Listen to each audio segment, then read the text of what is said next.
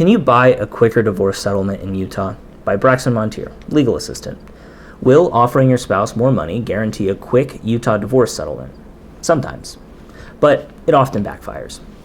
Here's how Utah divorce law treats lopsided settlements, when buying peace makes sense and when it just buys regret. After months of arguing, you just want it to be over. You think, if I just give him or her an extra $20,000, maybe we can both move on. You're not alone. Many people believe a financial concession is the price of peace, what it takes to end the fight. And it may, emphasis on may, be, but probably not in the way you imagine. If you offer far more than you need to, or more than you can afford, a judge will generally assume you know what you're signing and will not rescue you from your own choices. The psychology of generosity. Why you might be offering more.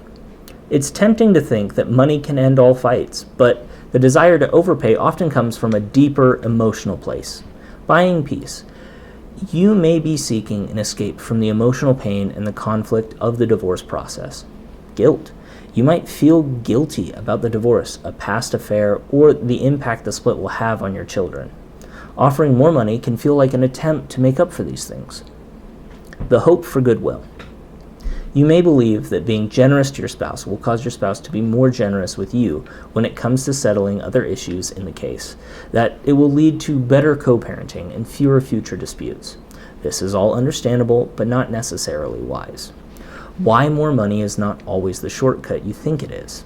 Agreeing to pay what your spouse demands feels like a tangible way to close this difficult chapter and simply move on, and that tends to create a false and overly optimistic sense of your ability to pay.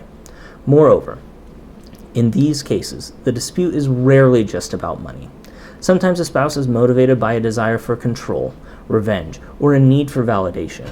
In those situations, no amount of extra money will satisfy the true motive.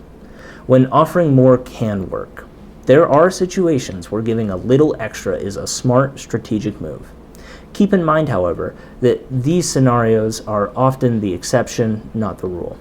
When you're close to an agreement, if you and your spouse have worked out everything else, and a few $1,000s bridges the final gap, it may be worth it if that extra payout now saves on greater legal fees down the road. Avoiding litigation costs. A trial can be very expensive. If you estimate conservatively that going to trial will cost you at least $15,000 in attorney's fees, but you can settle by offering your spouse $10,000 more than you'd otherwise want to offer, simple economics clearly favors settlement. When money truly motivates your spouse, some people are single-minded about financial gain. If your spouse is one of them, buying peace might actually work. Some people struggle painfully with buying peace. It's infuriating when a spouse can hijack a settlement over greed. It feels like extortion.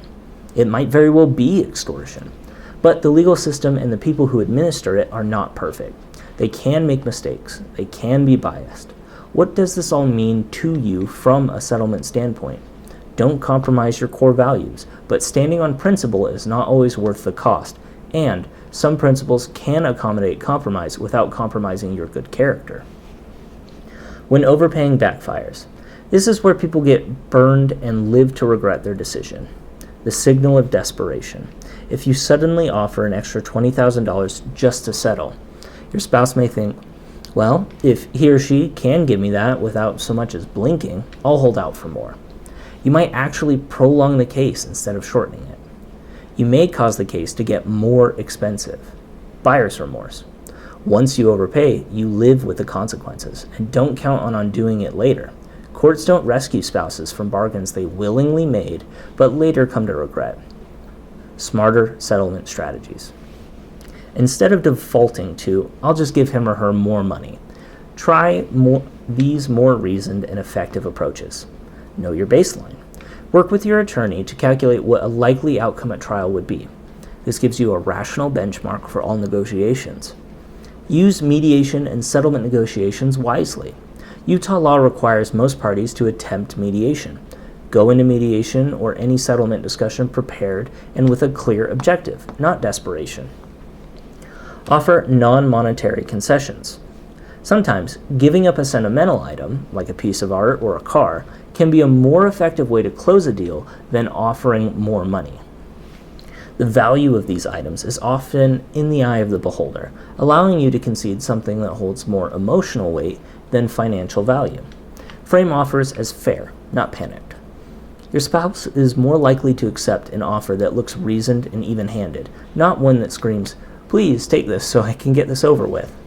Think long-term. A short-term victory isn't worth years of financial strain. Remember, alimony and child support obligations can last a long time, and a rash decision now will dog you for years to come.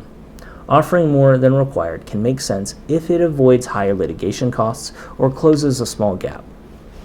But in many cases, it only encourages more demands or leaves you regretting the deal later. Offering more than required or more than you can actually pay creates more problems than it seemingly solves. The goal of a divorce settlement isn't just to end the case.